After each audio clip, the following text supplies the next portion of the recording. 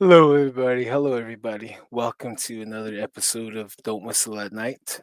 We are broadcasting live here on the United Public Radio Network and on 107.7 FM in New Orleans. And I am your host, Don Yazzie, and with me is my co-host, Darren Yazzie. And here he is. Hey, what's going on, guys? What's up? What's All up? right. Let's see here. To Kurt W75. What's up, brother?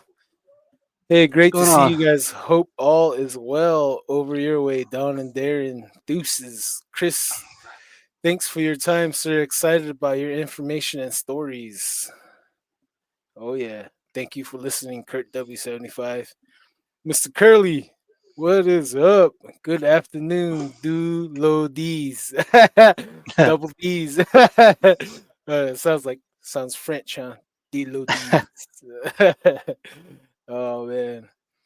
Yeah, I hope everybody's doing well out there, and it's always a pleasure to bring you one of these episodes as well. And today our guest is Chris Archer, and if you can hear me out there, Chris, we're still waiting for you. And yeah, he'll Wow. he'll join us whenever he can. He's out there, and oh my gosh, what's it called? Lake Di.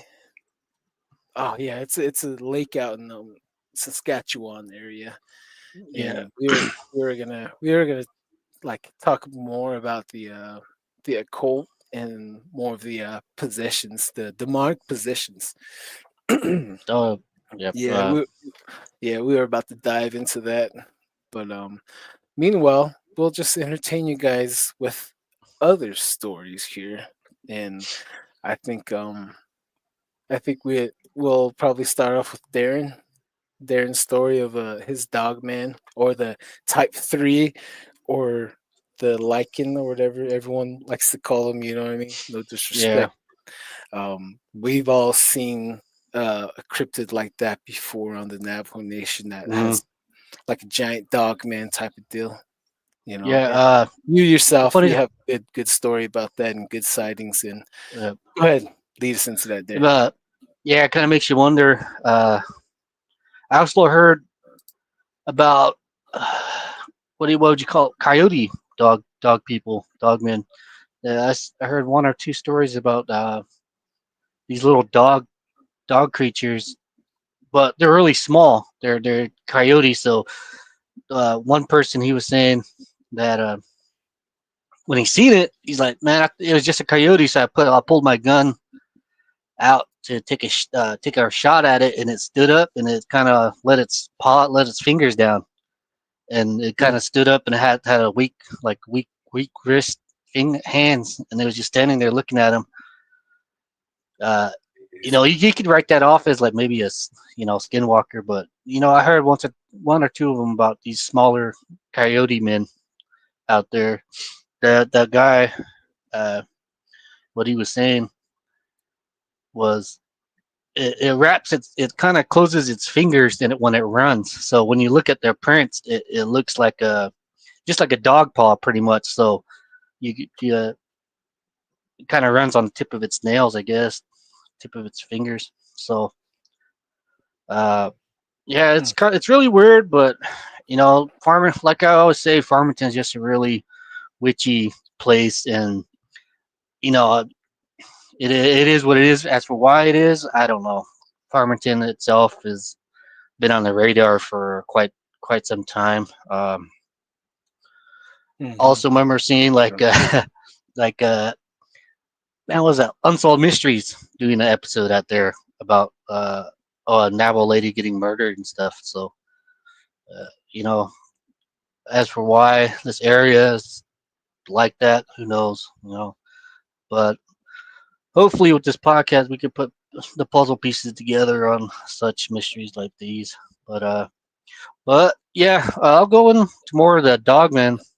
We did an interview before with was it Jin William? Oh man, I forgot. It was such a pretty long time ago. But that was the first interview I ever got to do and share.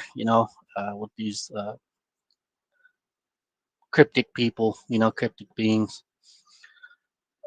Uh, I told a story a couple of times. The first person I told was actually one of the coworkers. He jumped in with me. He needed a ride to actually go to that APS station. Mhm. So when we are driving, I like, man, like, here, I'm gonna tell you something, dude. Like, I seen something driving right here one night, and he kind of just like turned down the radio. Like, what do you mean? Like, dude, I swear I seen a werewolf right here. And I pointed when we drive right past it, and I seen one standing right there when I was driving to work in the morning. At that time, uh, I was working right there, like I said, at the APS generating station. Uh, One morning, I woke up a bit too early, maybe an hour too early, and I was like, man, I don't want to go back to sleep. If I do, I might be late. So I decided just like, I might as well get a head start, drive over there. You can crash out for a bit, set an alarm. Mhm. So eventually, that's what I did. I did the early morning bebop. I stopped by that Mustang's station, grabbed a burrito, energy drink, and just headed on my way right there. Went past the casino to Northern get to Edge. the yeah Northern Edge. Oh, okay. Yeah, that road right there. Yeah, Hog. uh, yep. And I was driving back through there in the morning. There's no one on the road. No one. The moon was out.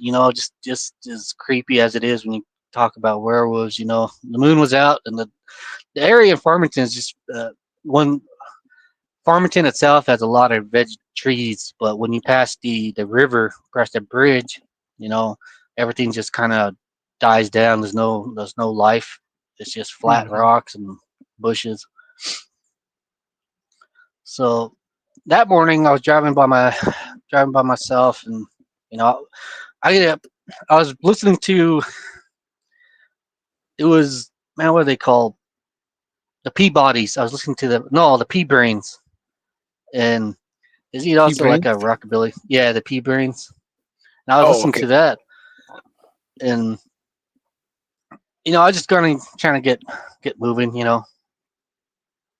So I started digging around in the back, trying to find the burrito and the energy drink. So as uh as I was going, there's a radio. Oh man, uh, cattle. Man, corral, rodeo corral, right there on the right side as you're driving. From there, I seen what I thought was like a buffalo, or like I said before, it looked like a maybe like a gorilla running. The reason why I said that is because the top was a bit beefier than the bottom. The back legs and the Small bottom. legs, Yeah, short small legs. legs. Mm. Mm. And at that time, as you sit there and your brain just it tries to decipher what you're looking at. So it's like, oh well, it's a buffalo, whatever. And I seen it running in the flat road, and at that time, there's an intersection right where that rodeo grounds, and there's a giant up ramp, and you can look it up on the actually Google Maps. There's actually a perfect place where you can see this thing. That under the bridge, or I think it's called Fruitland Bridge bypass. Mhm. And I seen just the outline, just a black shadow, running. So Jeez. as it ran up the little ramp, it popped its hands on top of the road. What do you call it? Road guards. Yeah, rail guards. Yeah, and I slowed down personally. I was like, man, I'm gonna run into this thing, whatever it is. So Yeah. as I pulled up, it, I look, it's still really hard just to freaking, see everything over again. Mhm. But what I seen was what you would call a werewolf. Was what I could call was a werewolf. It had hands, it had the raccoon hands, as they say, and it had both its arms on the road rails, guardrails, and it was kind of moving its fingers the back and forth. Like you see it like moving like that, just stretching its fingers out and Oh, just like touching this. the. Yeah, it was just Oh stretching man. its fingers and it was like slowly just rubbing, tapping the bottom rung of this rail guard. And if anybody wants to know how long these fingers, these hands were, What's put your up, hands, Ember? What's up? you know, put your So, hands on a rail guard, and you'll see how ridiculously long these hands were. And I went back with my brother one time because I tell stories. I always kept it to myself because people can call you stupid. People can call you crazy. And sure enough, that's what my family did. Like yeah, right. And it only took me starting getting a podcast going where they're like, oh, I got, they start to believe you. You know, mhm. and that's one of the basis of the backbone of why uh, starting this podcast would be so good Yeah. um, Yeah. is Yeah. See here, you know hold on. Let me cut you off right here real quick. Let's catch up on these guys before we get behind again. Like we didn't even finish the last comment yeah. section because we're just going on, and All right, all right, I feel all bad right. for I didn't read some of you listeners out there's comments last episode because we just had the stories flowing.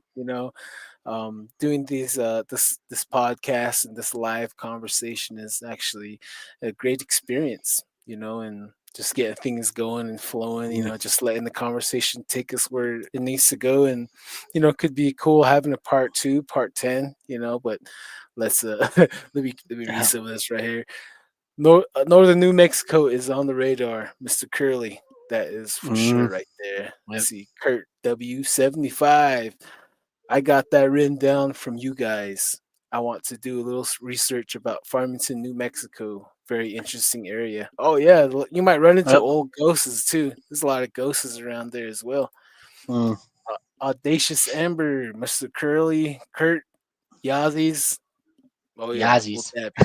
Oh yeah, it's another Yazzie episode right here. Any uncles on the market this week? JK. Dog man, my God, favorite man. subject. Just right here, just that guy right here. Other than that, though, this prime real estate. All Oh, right. you got to get the approval from her Hey, right Molly. here. Yeah, my Melly sister right there. Alvarez. What's up? Let's see here. Theodore Cat Joey. That's a pretty Yeah, cool name. yeah, it's my little Yeah. nephew right there. Hey, Virgil. Oh, hey, what's up, man? I wonder if he has some scary stories too. Says, while Yeah. I found the scary sound in our cameras when we were in town. Ooh, wonder Yeah. what that Mm, is. Dun, dun, dun. mm. Looks like, yeah, I don't think Chris has good reception to join us, but the show will continue as Yeah, it yeah. We must. still got Yeah. stories. So Darren, Let it. go ahead. I had to Yeah. pause. Oh, oh Sorry. yeah. It's for the people. Like I was Yeah. saying, starting this podcast is uh, has the backbone. Has both the Don and myself. We're not people that haven't experienced anything. Some of the stories we were telling is personally our experiences, our encounters. Uh, One thing that I always kind of didn't want to do was just have one subject. How some of the paranormal podcasts they deal mostly with ghosts, dogman, Bigfoot. The Navajo Nation isn't like that. It's uh, everything's on the table. Strange as it is, most Native Americans, uh, they have one story, they always have another one. Like one thing I noticed is people that tend to see ghosts in their life earlier in their life more acceptable of seeing your cryptic, your Bigfoot, your dogman, aliens, UFOs. That's one thing I was kind of wondered about too. So you know, me, I'm no exception. At my younger years, I seen me and my family actually seen a ghost. I wouldn't even call it a ghost, man. It didn't even have the body shape, like a human body. Is just more like a floating ball of energy, But we'll get to that later. Let me I finish think you, the I dogma. think you, yeah, I think you shared that on one of our open night mic. It's like you said, it's like a Yeah, plasma, right, floating in the air, yeah, like dude. a It is. like It something looked. trapped, like a dimension trying to come into this dimension from the other dimension type of deal. Would Yeah. you say that? The best way I could explain it is if you're gonna put a towel or like a bed sheet in water and move it around, Hmm. and you put Oh, lighting on it, and you can actually see the depth or the the color. yeah. Uh, that's the only way I could explain it. And it was always maybe about 10 feet, 9 feet tall, just a big ball, or not even a ball. It was lengthy, like just like a human, but uh, it, I don't know what we seen. It could be, Yeah.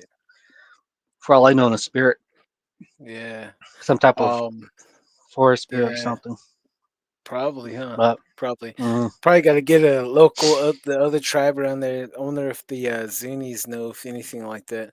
But I do have a few ghost stories that I haven't shared with everybody out there.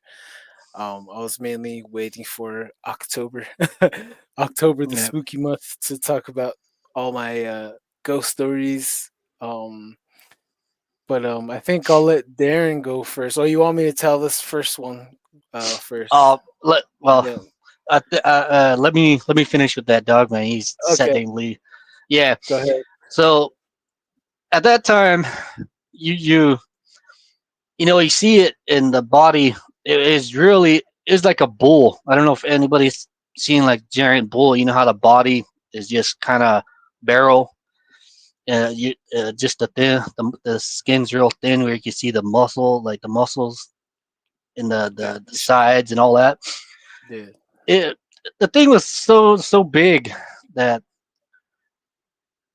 it's kind of it's really hard to explain and give some type of image of how large this thing was when you don't know you haven't even seen nothing like that stand up, let alone uh, at a road late at night, or late in the morning. Mhm. So as I was driving, the lights, the truck. I still have this truck too. It's back in the house, and I still haven't changed out the lights. The lights are so bad that you know uh, you can only see like maybe 30, 40 feet pretty good. So when this light comes up, it looked like it was doing push-ups. Like I don't know if anybody picked up like a puppy, lately, and put it in your hands and you kind of move it up and down where the head's just slowly bobbling, bobbling up and down. And that's what it was doing. It looked like it was doing push-ups, like it was just getting that early morning workout for whatever reason, and I just came across this. Like I was telling you before, that this thing was so massive that I'm pretty sure it would have trouble getting through a door.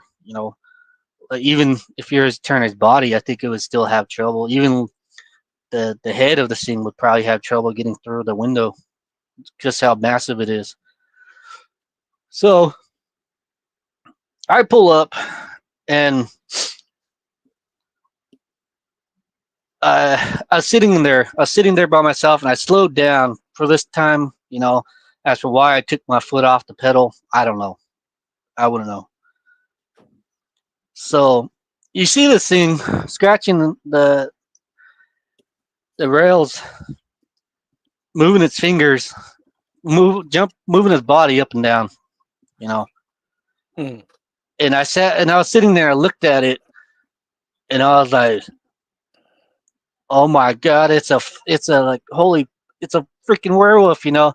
Right when I said that in my head, this thing stops what it's doing, puts its arm straight, and right when I swear, right when I say like it's a werewolf, this thing straight sticks its tongue in its mouth and closes You its mean? mouth. Oh, okay. So just like a running dog would, Mm. it would run and then it stick its tongue out and it looks some you ever see dogs, they look happy when they do their zoomies, and this thing was no different, you know. Mm. So it sticks its tongue back in its mouth, closes its mouth, and it looks like it noticed, it finally noticed that a vehicle was coming up, and it was too late when it stopped. So it stopped, and it did one of the evil, the wickedest thing you can see. People, they go to scary movies, to get the fright, but that's child's play.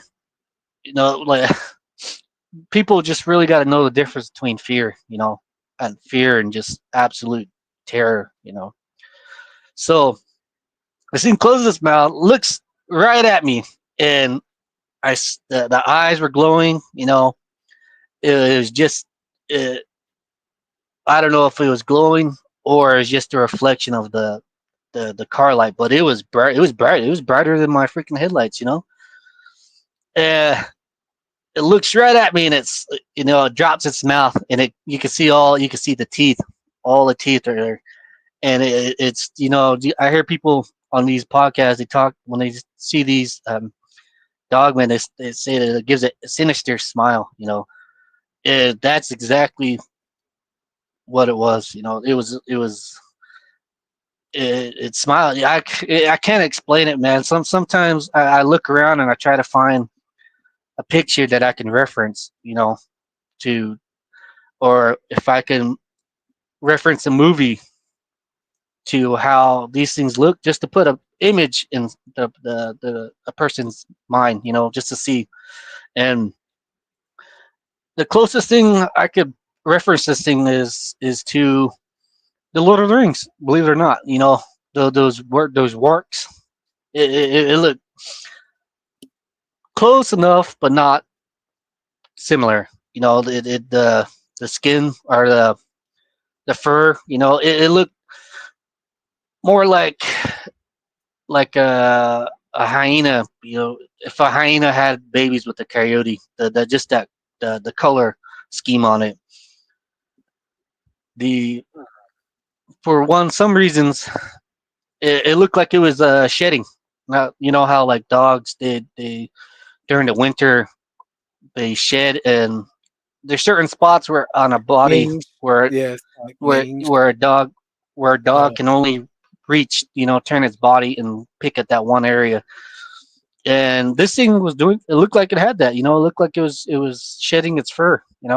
And there's Mhm. just one patches like on the side that were gone. That looked like they pulled the feathers, or not the feathers, the hair out of its body. Mhm. Wow. And when this thing looked at me, it just knocked me dead. It was like paralyzed. Is one way I could say it.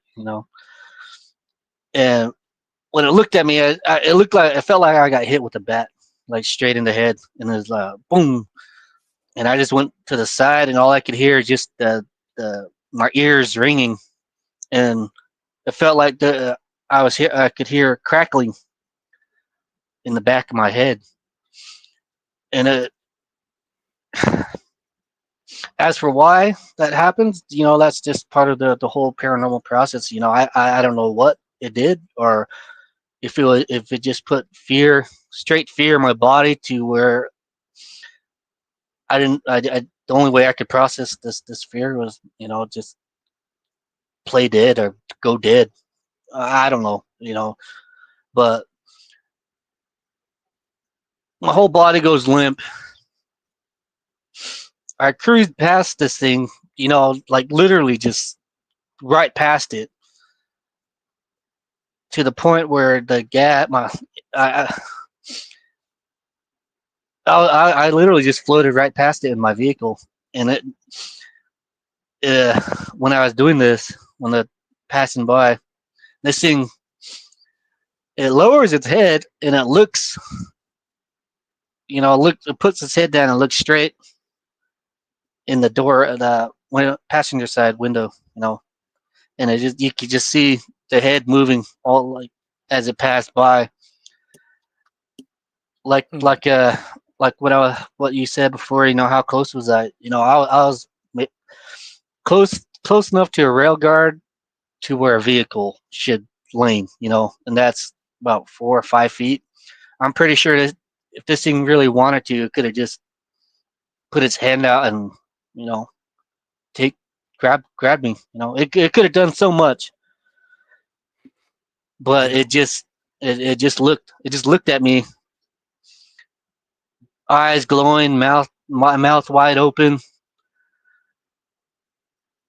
uh, to where I just coasted by. Then I just kind of at that grab my grab my breath, take it, and after that, I looked in the mirrors and I see this thing. Uh, this time, I could see the actual body because it pushed itself up off the rail, and I don't know if anybody, any dog people out there, how some dogs at their belly, it's real kind of plain, naked, where the skin actually is, and the hair just goes around the bottom end. This thing was Hmm. like that. The only part that was naked was just the belly all the way down, and it stood up. You could see the muscles on it. This thing was jacked. It was 6 pack. Like if the 6 pack, if the pack on the thing was how about the size of uh how, let's say, what do you call those, like a pickle jar. That's the best way I could say it. Like just that size was just one pack on it, and this thing had muscles all the way up. It had a giant chest, and whatever this thing wanted, I'm pretty sure it would have no problem taking whatever it wanted, off Yeah. of anybody, is let alone anything on the reservation. Anything, I don't think there's nothing out there that could match this beast, whatever, this werewolf, dog man, as people is just kind of barreled down to. Uh, I leave and I see that, I see it. This thing was definitely a boy. It was definitely a male. And anybody that don't know how to tell the difference between a male and a female, you know, well, look it up. This So this had yeah. the So def. so you seen was it a rocket or lipstick looking? That's the next question. No, I was just kidding. Oh no, no. Uh, uh, it was definitely a male there, definitely, because the reproduction organs were all right there, and it picked itself up, and it did this. How would you say it? Like, you puff your chest up and you have your arms dangled, hanging below. It did that, and I looked at it. Then this thing looks like it was laughing. It looked like it was laughing. If you can imagine a dog, getting a chuckle, and it had its mouth wide open. You could just see the smile on it. And this thing, then it started rocking his body, shaking his body back and forth, and you can see the arms like wiggling. If you're gonna shake your body, your arms doing that, and this thing was just moving, this rocking its head back and forth, and you could see the tongue just slapping both sides of its mouth when it was doing that, and it turned around and it runs, it runs off and such in a weird in a weird Strange way, way. a Yeah. strange way. His body's rocking and ran off. It reminds me of the Titans on Attack on Titan. If any of you guys ever watched the manga, you see these things when they're running.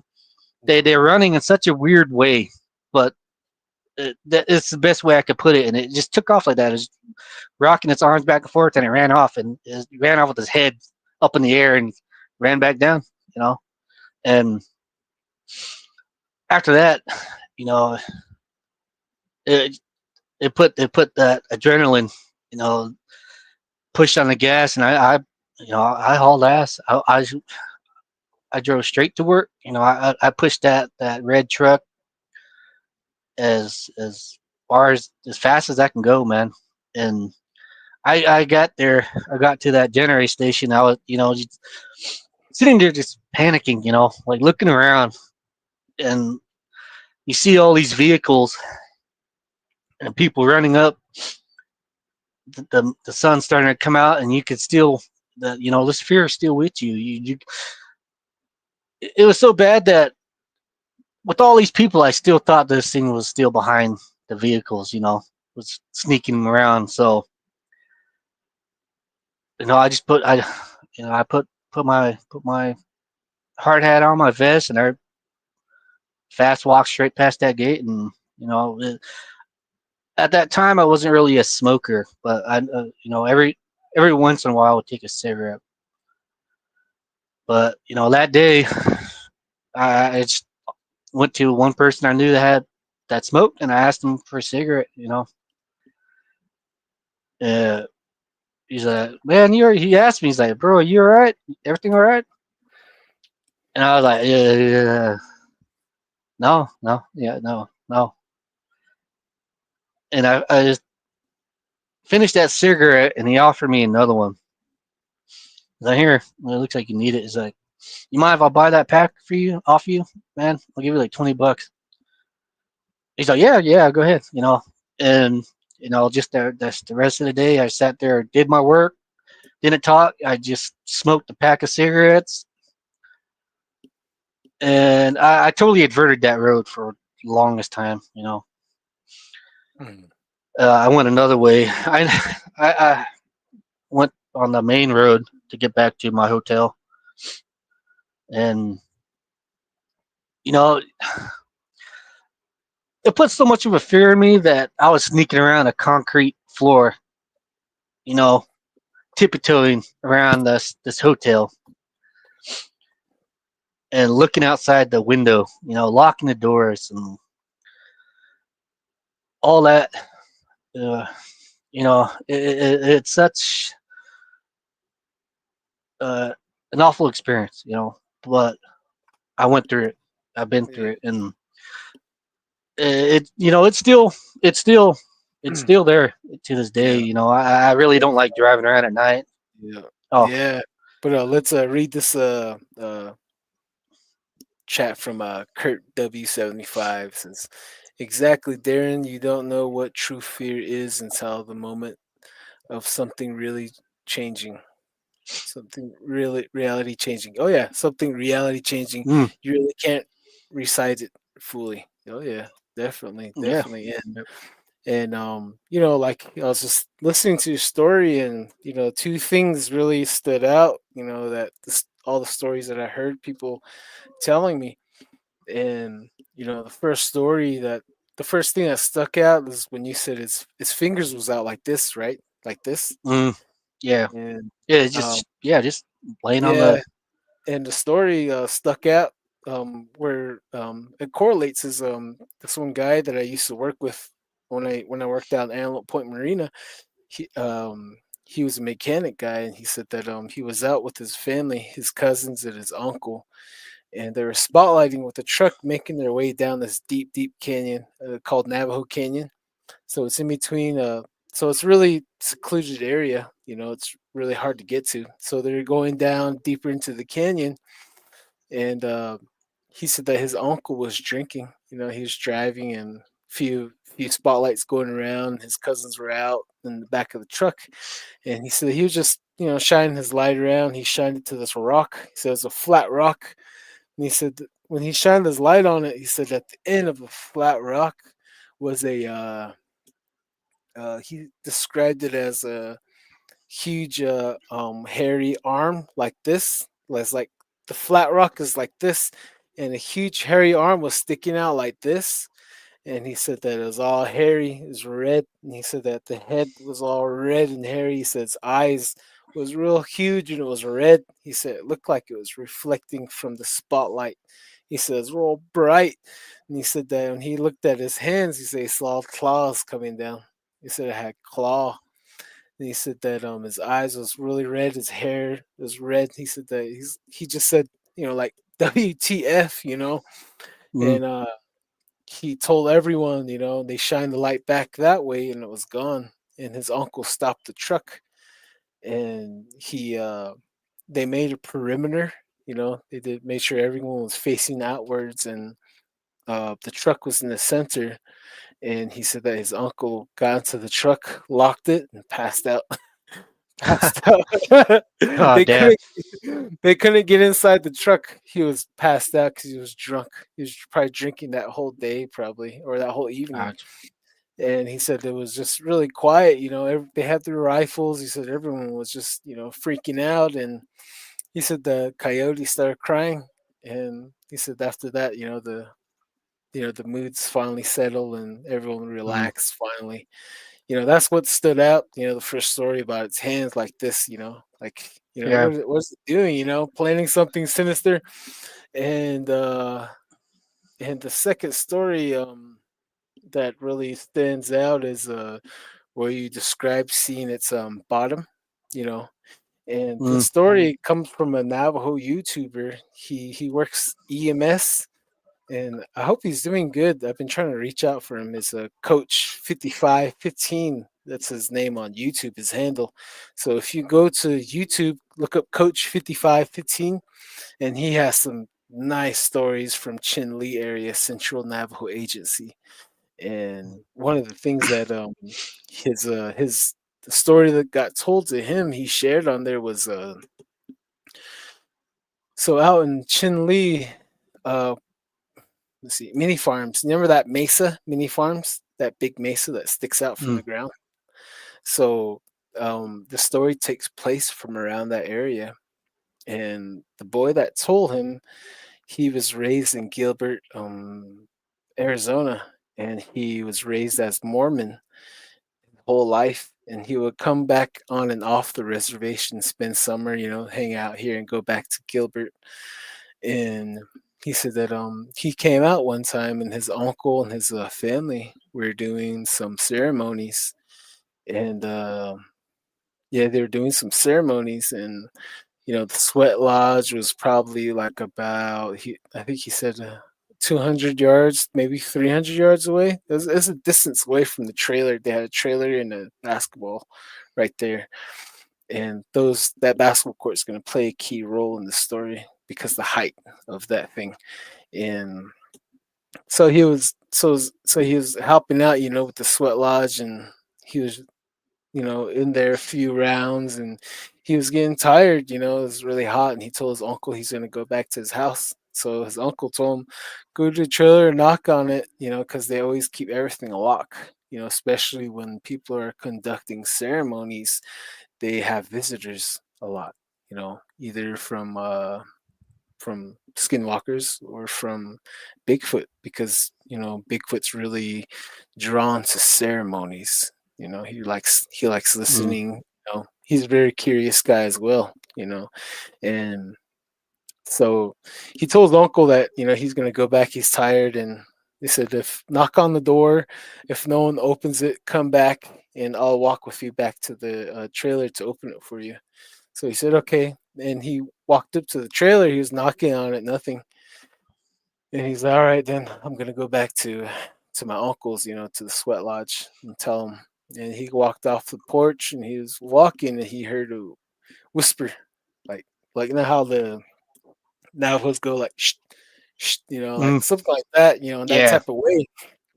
And he looked, and this kid, he doesn't speak Navajo, he doesn't speak Dene.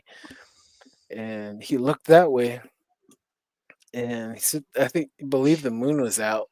And he said that beside the basketball goal, how the basketball rim's like 10 feet and the backboard's Mm, like about 11 feet or so. So standing next to that basketball goal is a werewolf. He said that this thing was tall and skinny, and he said that he noticed that it had a Navajo kilt, a traditional Navajo kilt on, huh. and he Huh. had a Navajo satchel. Remember how the Navajo Yeah. bags that they have, yeah, on the side.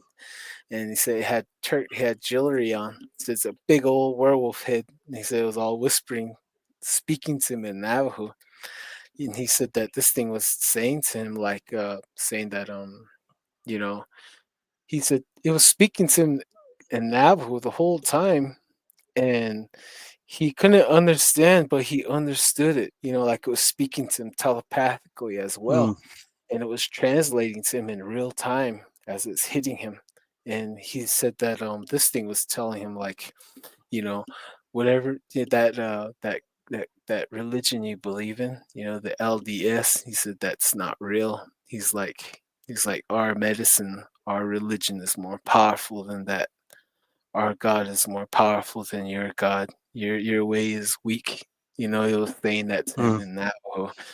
And I guess they said all the dogs started going crazy. And then I guess his uncle and his cousins were running up towards him. And he said that that thing took off. Boom! It was running out the fence post. He said that when they shined the light that way, said they would see big pairs of red eyes running back and forth yeah. over yonder. Yeah. It's a weird thing, It's especially when they speak, you know. Yeah. I think But weird is an understatement. It's like yeah, it's really, but yeah, yeah. and let alone them speaking a native language. Mhm. Uh, but them dressing up in Native American, attire is it's not uncommon. I heard No, one story. that's the difference between a Mm, witch and a dogman type of deal. Like yeah, the one mm, you seen, it didn't have the kilt. It didn't, because yeah. the story goes that that guy had like some symbols on him too, like Oh, paint on huh. him. So that's Yeah, all kind the of. details of a skinwalker. Yep. And then the one you seen, like it's more organic. Like a real, Yeah, yeah. yeah, type of being, But cryptid. yeah, But it's. yeah, go ahead. I heard. I was told a story too of a Native American boy when he was a boy out there somewhere in there's Gallup and then there's like Shiprock. One of those little towns right there. Uh, him and a group of this is the story I tell is that him and a group of kids seen Kachina stick its head out of the ground. Oh That yeah, yeah. that the same boy he saw later on. He said later on when I was in a teenage, I seen a dog running on its two legs, and he's like he's like it wasn't wearing a shirt, but it was wearing like uh, just like jeans, and it had moccasins on, it had jewelry on, you know.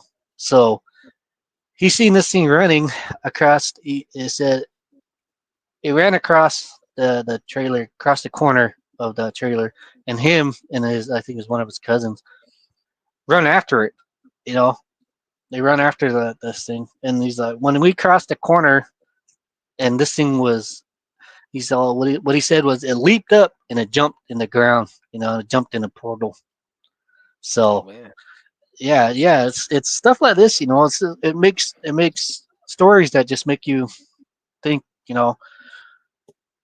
These Native American stories, just they're not. People consider them stories, but for the Native American people, they're not. They're actually real. Oh These yeah, are, yeah, true stories. And the yeah. stuff that the art that they draw and the stuff that the stories that they tell, are true. Yeah. Right And here, Crazy Coyote 1313. What's up, uncles slash cousins slash brothers slash cheese? What's up, Crazy so Coyote? What's up? Kurt W75 says crazy peace. Oh, sorry, the crazy. Cedric Willie, right here. This guy's gonna be coming on very soon, right here.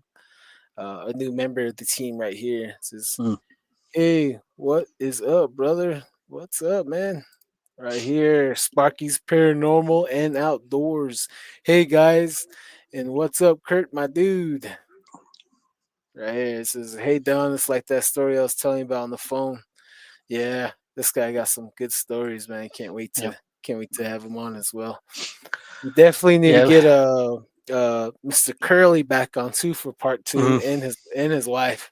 Like what yep, after the episode, we're talking like 2 more hours after that. yeah, yeah, yeah. We did, yeah. It was, it was a good, nice flow. Like I was saying, like, damn, we should have recorded that. That was pretty good information, and just trade, trading, trading thoughts.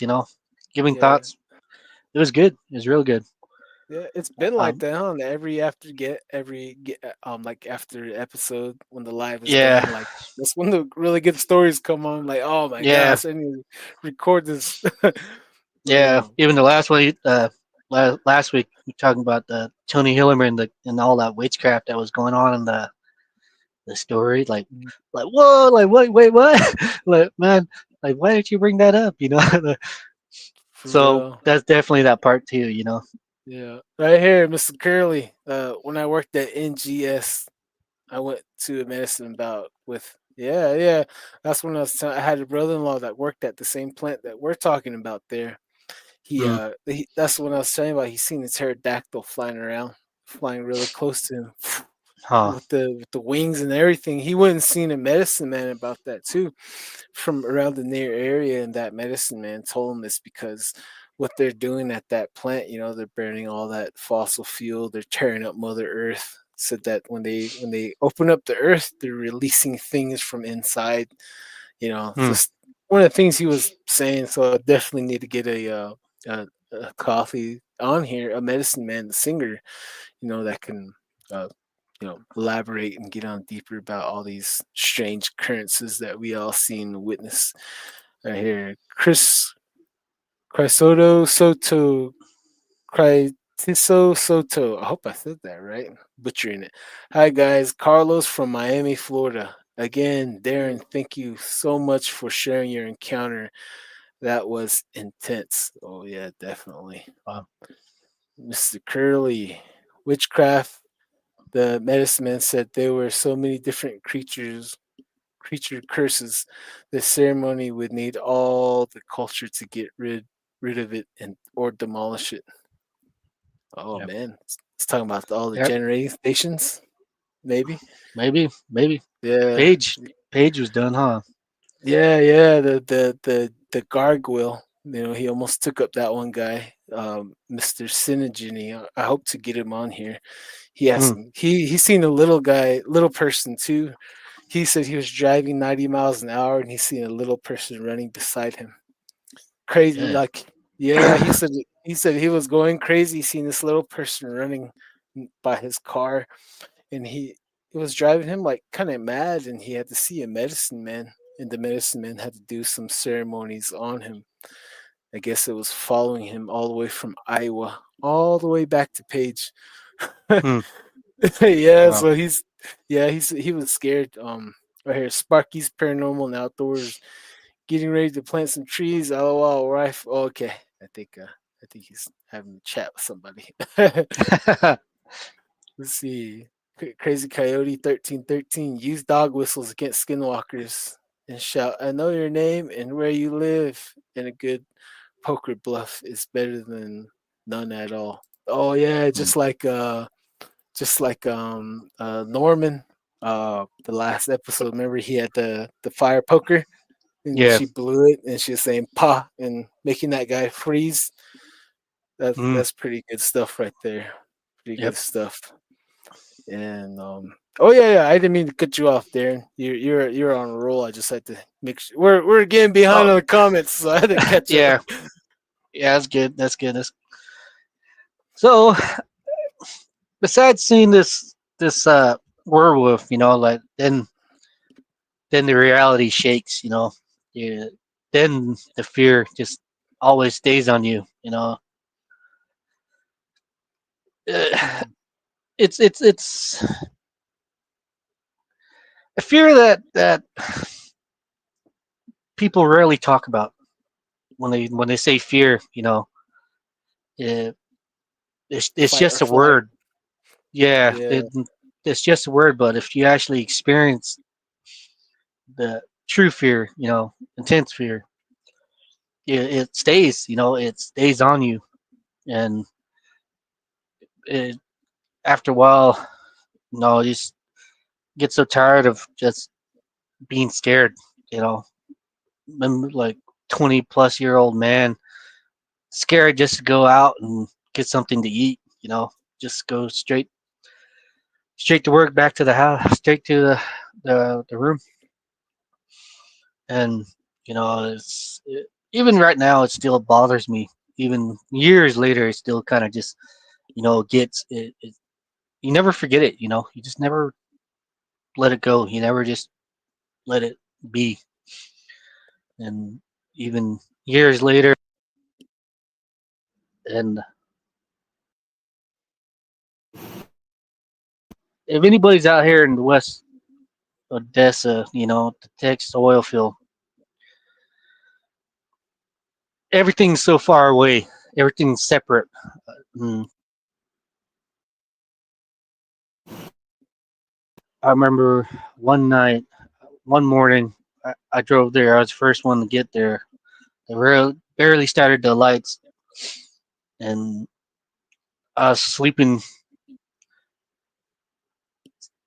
and all of a sudden you just have a terror dream. You wake up, see creatures running around in the back of the lights, and then then it's next to your window. Then you wake up, and then you realize that you're dreaming, so you go back to sleep. Then you have the same dream again, and every time it's just repeating, repeating, repeating. Something's Groundhog next to Day. your truck. Yeah, something Yeah. something sneaking Oh, around, and you just get that fear uh, again. Uh, yeah. but even back then, it took a it took a while, it took a long time for me to just speak about it. Uh, Eventually, you start remembering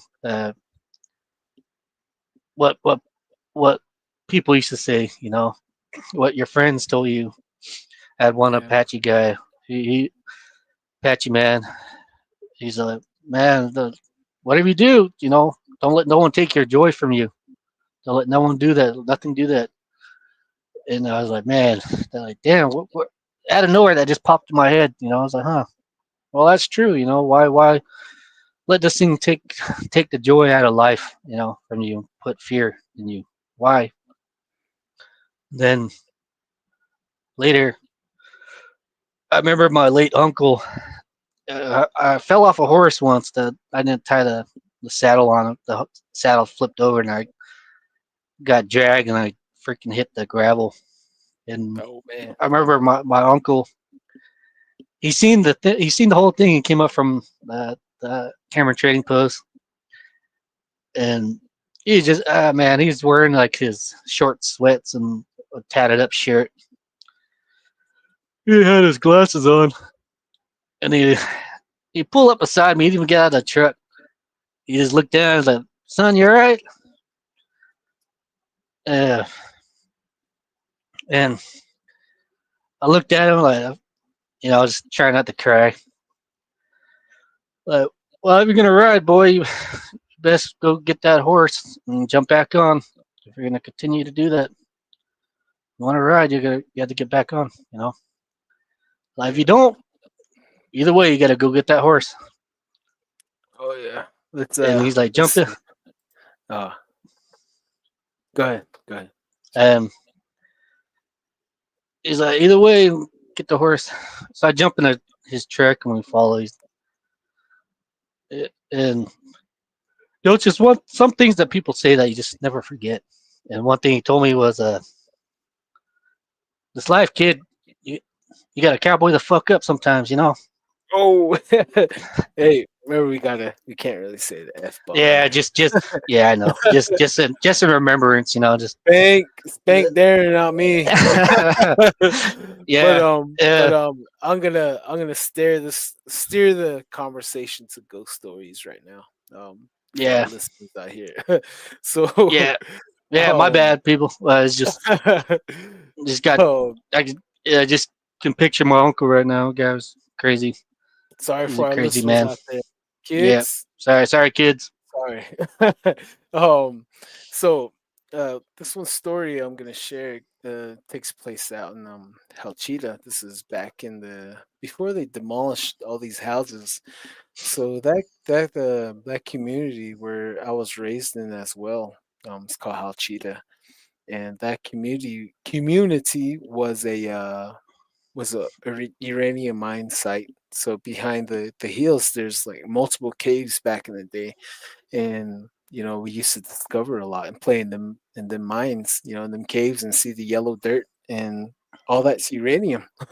And they have it's a uranium toxic uh, waste site as well, so people can drive in from all over and dump their toxic waste there. And it's at least 2 miles from the San Juan River. So, if it rains, it's going to drip on down into the river and go into Lake Powell. And all those houses, they're from back in the old days. And so I guess back in the 60s, I believe, something happened. I guess Navajo Nation won a lawsuit, against the uranium miners and all that. And so a lot of the miners were Caucasians, and a lot of them they just literally rolled up their grass and picked up their white picket fence and left. And the houses were all empty, and a lot of the people, they started going into that community and seeing the doors were open, and there was it was absolutely empty. The community is empty, so there's probably like under 100 houses there in that community, and a lot of people moved in there. A lot of people moved in there, and what happened there in the past m- still lingered there in the houses. Like there's the stories where like uh like this one lady, she had a miscarriage in that house, and every other night whoever was there, they would see a little girl running around, and she would jump on them like they were sleeping on the couch. They would see her like playing peekaboo out of the hallway, and she would run towards them and jump on them and put like face to face and run around and then walk around her mom. It would always be around that lady. And like a lot of people that would sleep over there, they would see the little girl while like messing with people. Mm. And like then when I came along, like I remember there's a few nights where the hallway would be dark, and I swear that I heard a horse coming down the hallway, like for like something literally is coming down the hallway, and it was loud, and the TV was right here, and this was the 90s, probably 96. I was like 7, I believe. So I was glued to the chair, and man, I was freaking out, and I was looking in that hallway. After my grandma passed away, a lot of paranormal things were going on around the house, and my family, they drifted deeper into alcohol, deeper into drugs, and it was just me by myself at the house most of the time because everyone was doing their own thing. My grandma was the center of the family, and so yeah, this thing's coming down the hallway, and it's getting louder and louder, and in my mind, like, great, this is the devil coming.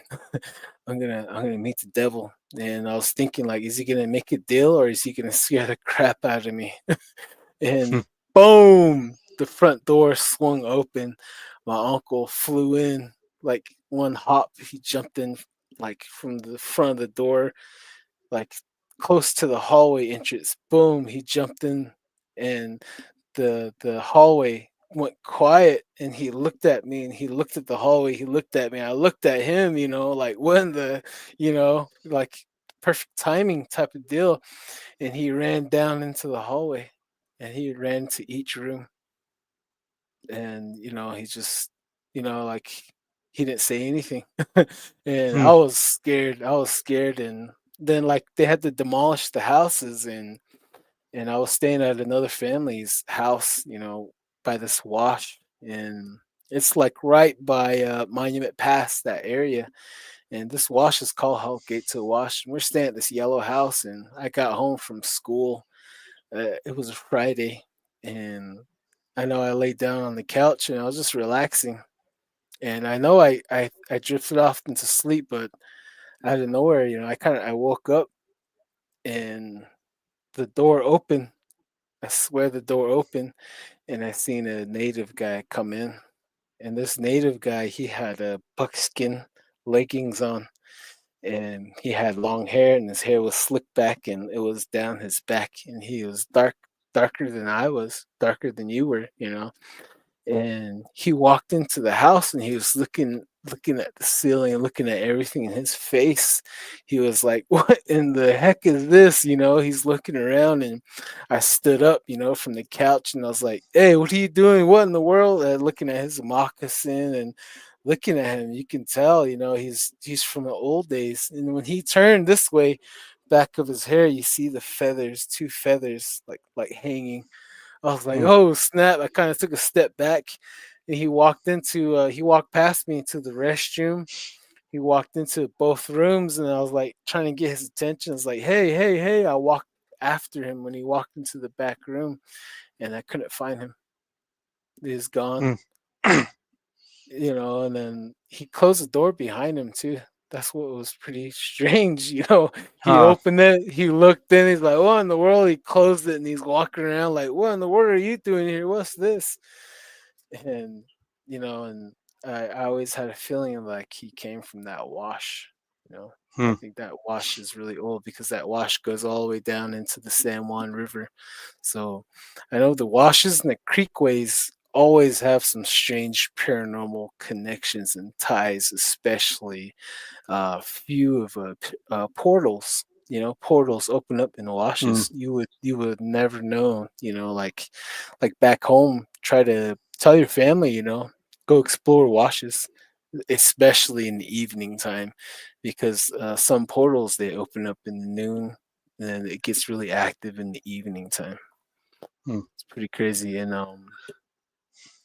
let's see here. Let's see what the. Oh man, I think we got behind on some comments already. See Right here. there. Was listening to the Sasquatch Chronicles, and a guy from Minnesota had terror dreams about Bigfoot as a kid, and he never seen one and lived near the woods later. He lived in the woods years later. Him and a girlfriend got chased by one. Oh yeah, yeah. Like Yep. from my sightings, I do have nightmares, like my wife says I'll be breathing really hard, and she's waking me up, and I'm like, oh man, I'm just having another Bigfoot dream, because a few dreams would get me breathing and sweating. Most times I get up praying because I'm Hmm. seeing what's going on the other side, and it's like a warning most of the time. Yep. Yeah. And like, It's it really breaks really breaks your reality. Especially if you know it's real or you know about it, but you don't think to. How personally, I wasn't expecting to see what I seen. Just and mm, it makes you wonder about all these scary movies. They always have like werewolves. Vampires. What if those are real? And I have a couple of like vampire stories too that I was told, and these are back, and one's in Flagstaff and the other one's in Albuquerque. I don't know too much, but I'm still on the prowl for vampires in Albuquerque. So who knows, Steve? Gargoyles, I everything's don't out there. know, but I know Navajos can give some mean hickeys. Maybe, I don't know. Yeah, Get the Gallup design or yeah, the Tuba City patch or the Kianta style patterns, the hickey yeah, designs right there. yeah. Oh, this is Sparky's Paranormal and Outdoors. That's a how do you say this? Reverberation or attachment missing with you. Night terrors. It takes time to pass or a strong mindset or shaman person to remove that. Oh yeah, I agree. I Mm, agree. Let's see here. Cedric says my mom actually had a skinwalker witch her where she fell in front of her grandparents' house and didn't wake up until the next morning. Ooh man, yeah, they can mm, do that. They can do that. Kurt W75. Oh yeah, mm, some ghost emojis right here. mm. Yeah, Sparky's Paranormal Outdoors. Water is blood of Mother Earth. Oh yeah, Yep. definitely. Like the fracking, because like I have a friend that works for the used to work for the government. I'm really hoping to get him on. He goes by the name Mr. Black. His NDA is ending soon, and yeah, we do chat a lot. And one of the things that he said that what's going on is when they're fracking, they see a lot of these UFOs and the UAPs and all that Mm, around. And he was asking me like why, why would they do that? And I told him I was like, I'm not really sure why, but from what I can remember being told, from the elders is we're not supposed to hurt our mom. We're not supposed to tear her hair out. We're not supposed to abuse her. Meaning digging, mining, fracking, excavating, and all that. We're hurting our mom, and that's when those UFOs will come down because they disapprove. That's one of the things, and like I told them that's when they're fracking, they come around nuclear sites. What I mean, the mm, nuclear power generators are around that. And one of the things that people don't really realize is a lot of ruins. Ancient ruins. You know that they'll be there parked in there, and there's caves too where they'll be parked inside of, and you know we can just go on that topic. yeah. Yeah.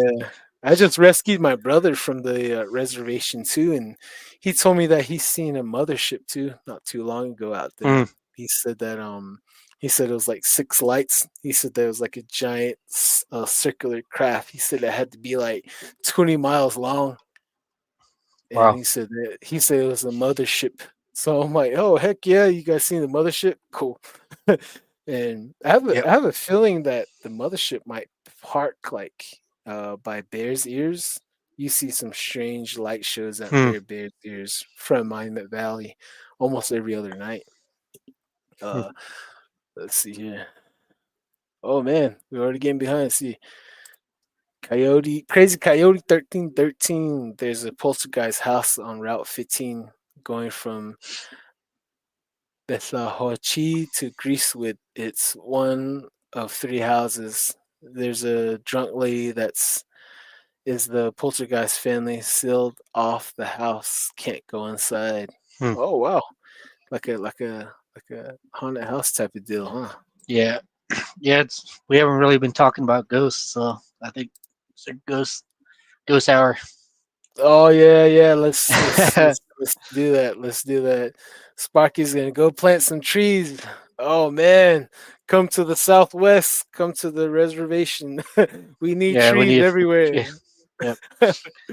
But But I'll have you start off, Darren. Your ghost stories. We'll go on the ghost story journey oh yeah, right now.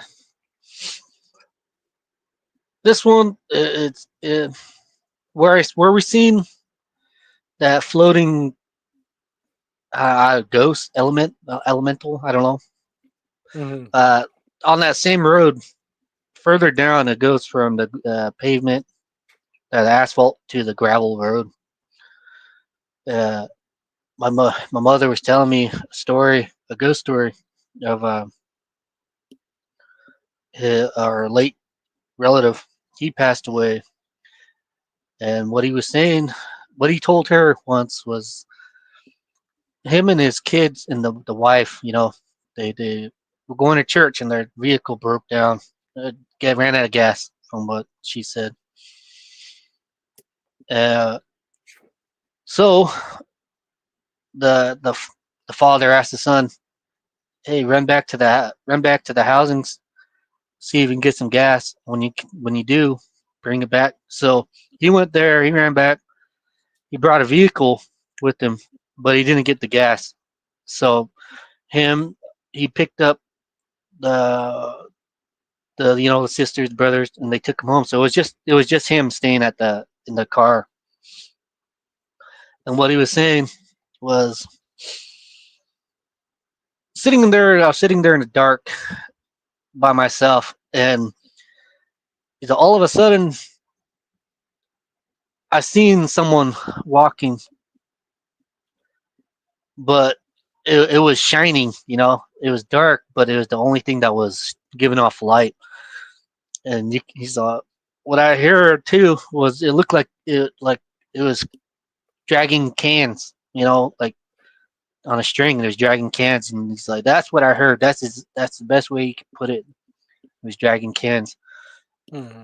and he watched this thing get closer and closer Mm-hmm. to the point where it walked right past him. When he saw, what he said was, "Oh, he's like, oh man, I was so scared. I didn't know what to do because this is the first time I had to deal, with this experience. He's like, the best thing I did is I crawl in the back of the car and I just curl up behind the back seat until this thing walked past me." He's, Mm-hmm. and he said, it got real close, and then you can just hear it go teeter off. And then after a while, he got back up, he looked around, and then whatever that ghost or whatnot was gone. And right when that happened, his son came up uh, with the gas in the vehicle, and he asked his son, like, "Did you see anything driving back to us?" Like, "No, I didn't see nothing." And I guess it took him so many years later to actually talk about it. Like, Mm-hmm. and weird thing is, me and my brothers like, let's go check it out. Let's go see this place. When we did that, we just waited around, looked around, took a couple of videos and pictures, and Mm-hmm. that's when we actually fell into the UFOs. The whole week, the whole week of seeing UFOs is when we actually went ghost hunting. We actually became UFO hunters after that by chance, like it, stuff like that. It just led up to it. Yeah. Also, even my mother had told us a ghost story. Like seeing uh, seeing a boy fall off a rock and a ledge, and he passed away. He had a I didn't go into details, but he passed away. Years later, um, my sister Chastity and the other cousins, they went decided to go out camping.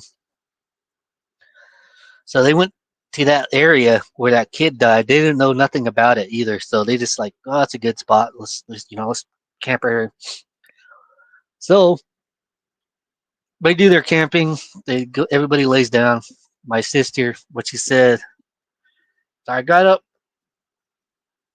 somewhere in the night and I looked up and I seen a boy sitting on the ledge, swinging his legs back and forth. And she's like, I don't know what it's about. I didn't know anything about the boy. And, just being young, he's like, oh, wow, that's weird. And Mm-hmm. I guess him and another other relative seen him too. Years later, my she told my mother what she's seen. Uh, she's like, "Where are you guys at?" She's like, "Oh, blah blah blah, next to the ridge." Or he's like, "Explain the boy." And I guess to the T, uh, she named she basically described the boy that passed away on that ridge. Wow. Yeah. Yeah. It's these ghost stories. My mother, she has so many of them. Even in that area where we are, that people say that they see ghosts walking around the tree lines, or they hear ghost horse stampede. There's so much weird stuff that happens in that area. I recently, I don't know if you got that video I sent you of a recording of lights in the clouds. Just a quick Yeah. burst of light, and that same area is right where all that UFO business happened. Right there. Uh, Mm. Recently, we got lights in the ground too, in the tree line, just burst light. Like, oh, that's weird. But It's like it's yeah, whatever um, reason that place is just really kind of witchy. mhm. But it's home. Let's read this. Yeah, Coyote, Crazy Coyote 1313 says, my uncle was hosting some Hawaiian students one time at Dene College. He said one of their songs sounds like Dene, and it says, thinks white shell woman might be the mother of the Polynesian Hawaiians. Like Hmm. that right there. They spliced the Polynesians' DNA just recently. Responding to Crazy Coyote 1313, so they spliced the Polynesians' DNA, and they found like it goes back to 10,000 years ago. We intermarried, we intertwined with each other. So all the Polynesians carry a percentage of Native Americans from these continents, North America and Hmm. South America. And one of our oral histories goes that the white shell woman, she she did get on a boat. It said the boat was described like I think it was like a white shell type of deal, and she took off to the Pacific, went that way, and she came back and she made her journey all the way back here to Navajo land, Southwest. And she said that she forgot to teach him a few more songs. She forgot. And after she taught them songs, she told them that she has to go to the West, and she has to become a mother to another civilization out there. Hmm. And I think she took 10 male and 10 women, 10 boys and 10 women with her. I gotta go research that story again, find the elder. All these stories, I have heard them, they've been told to me, but hearing so many stories over the years and having my own stories, over time you kind of forget some of the words, and that's to Crazy Coyote. We're all family. We're all family, Hmm. definitely. Sure. And let's see here. Uh, uh let's see. Did I miss anybody? It says JP. Hello, everyone. What's up, JP? Hello. Sophia. Hello, all. What's up, What's Sophia? up? Let's see here. Don, I sent you a pic on your phone. AI mode of Darren sighting. Ooh. I guess he. I guess Yeah. your sighting. Yeah, he made an AI description of your sighting. Let's check it out. Yeah. I, Yeah. I actually I looked up Mm, that AI too, and one of the stories that mm, was told, that the dog with the human face, I actually put that in AI just to get like a picture of it, and I'll post it on yeah. the Facebook chat line too that we started. So I'll go ahead and do that, man. The picture looks weird, man. It's really it looks ugly. To tell you the truth, I don't think I would want to see anything like that. The dog with the human face. Yeah. Mm. Crazy Coyote 1313. Oh, Loot Trading Post. Haunted by little girl only at night. Oh my gosh. Mm. Loop has creepy vibes on its own. I Yeah. can't believe I can see that, and definitely wish we can get the okay to get in there, huh? Get in there and say, I'll give you $50 if I run out screaming. I'll give you $50. Something like that. Let's see. I'm downloading what. what Mr. Curly sent right now. See if we Yeah. can pull it up somehow. See if we can pull this off. But whoops, wrong one.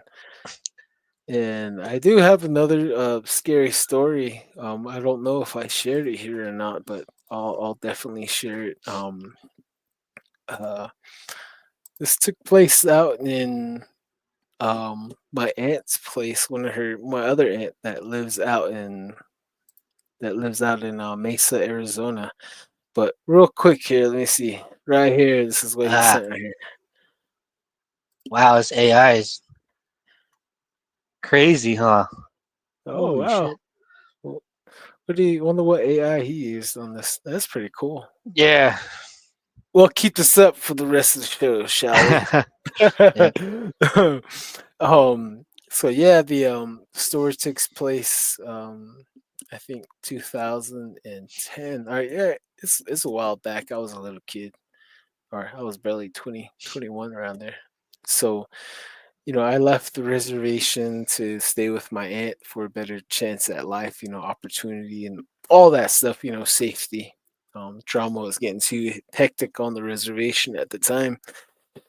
So, it was my first day there, and I was in the back room. She was in a 5-bedroom house, and I went to the back room, unloading my stuff, unpacking, and my little sister, she comes out to the room. She's like, Don, come and eat, Don. It's time to eat. I'm like, okay, cool, heck yeah. And I made my way when I was making my way from the back room to the kitchen.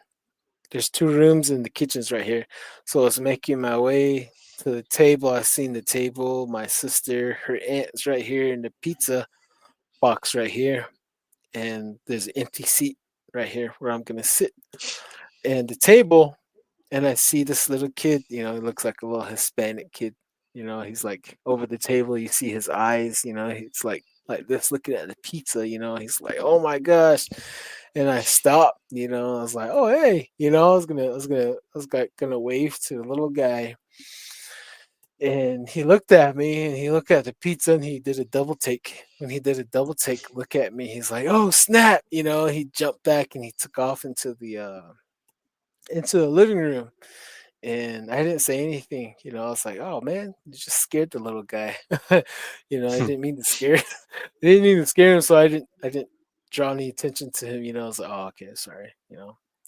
I thought it was my sister's aunt's kid, or I thought they were babysitting a neighbor's kid. Because he's obviously Hispanic looking, and I sat down at the table. I introduced myself to my sister's aunt. We're doing a little chit chat and we're eating pizza, talking away while we're talking. I lean forward to look into the living room, and the tall tale sign was there. I didn't pick it up, and one of the signs that should have been obvious that it was a ghost. He was a ghost. He was sitting in front of the TV, entertainment center, and he was rocking back and forth on an old rocking chair. And this is a wooden horse rocking chair where it's all made of wood and it has the whole thing on the bottom. There's a horse and it has a handle inside the head. And this guy, he's rocking back and forth, looking at the TV, watching TV, you know? Hmm. And I was looking at him rocking back and forth. I'm like, okay, like he's enjoying his TV, and this and that. And I finished, eating. I went back into the room to finish unpacking, and I was just hanging out in my room, And a few days later went by, a week later went by, and I asked my sister. I was like, "Hey, where's that little boy you guys had here the first day I came? You remember the first day I came? There's that little boy." I said that he had I'll describe down to what he was wearing. I need to write down in case I forget. He was wearing a white or a blue and red shirt. Um, it was a red shirt, and then he had a blue long sleeve underneath the red shirt, and he had blue denim jeans. And the clothes he was wearing was like from the 80s, early 90s. I should have seen that. I should have said, "Hey, who's that guy right there?" I should have told him, but I didn't say anything. I thought I didn't want to scare the kid anymore. I thought they're babysitting. a neighbor's kid. And I was telling her, well, as I was describing how this kid looked, I see my sister's jaw drop, drop, drop, drop, and she didn't want me to finish. She's obviously starting to cry right now. She's like, no, no, no, don't, Don, no, no. And I was like, oh, this place is haunted, isn't it? And she's like, yes, yes, he's back. I thought we got rid of him. She's all like, no, no, he's back. I'm like, wow, because we're in front of the house and I'm looking at the house, looking in the window now. I'm like, geez, that's crazy. Okay. And the hauntings started picking up at my aunt's house. Like, you would hear footsteps running down the hallway, doors jiggling. You would see a black shadow in the corner of the room watching you while you're trying to sleep. Huh. and I had it one night. I had my phone plugged in. I had music playing, because to help drain out the noise. And the room up where I was at was really dark, and there was no light. There was no window in that room. It was really dark, and my phone was the only source of light. So I had it playing on Pandora, charging, getting off light, while sleeping in a corner, and something grabbed my phone. It yanked it off the charger and threw it across the room. Boom, boom, boom, boom.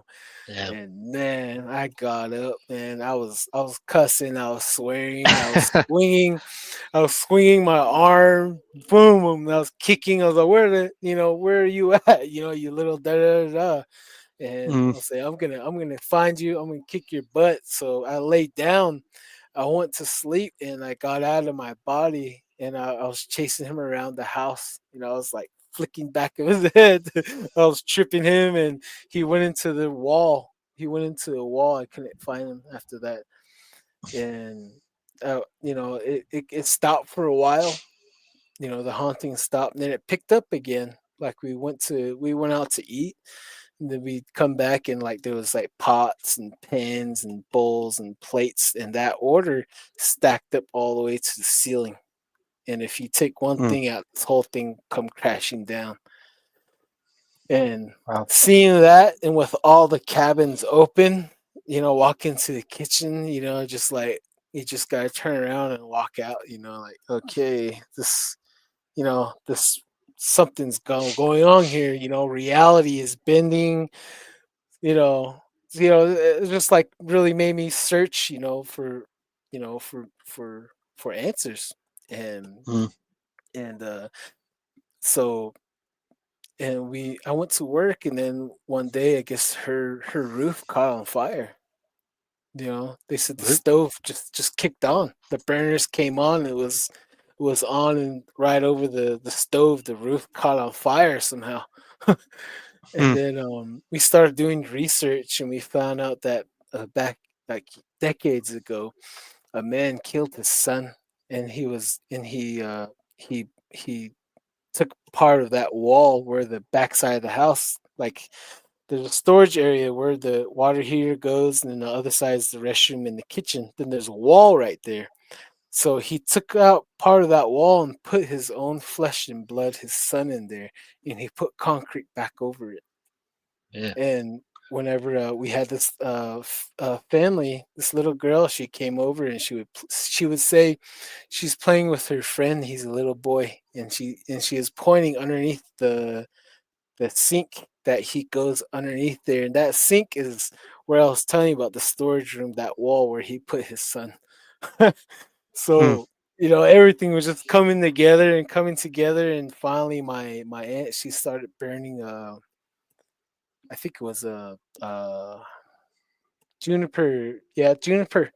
Yeah, she was burning juniper, just putting it on the burner, and it did calm down.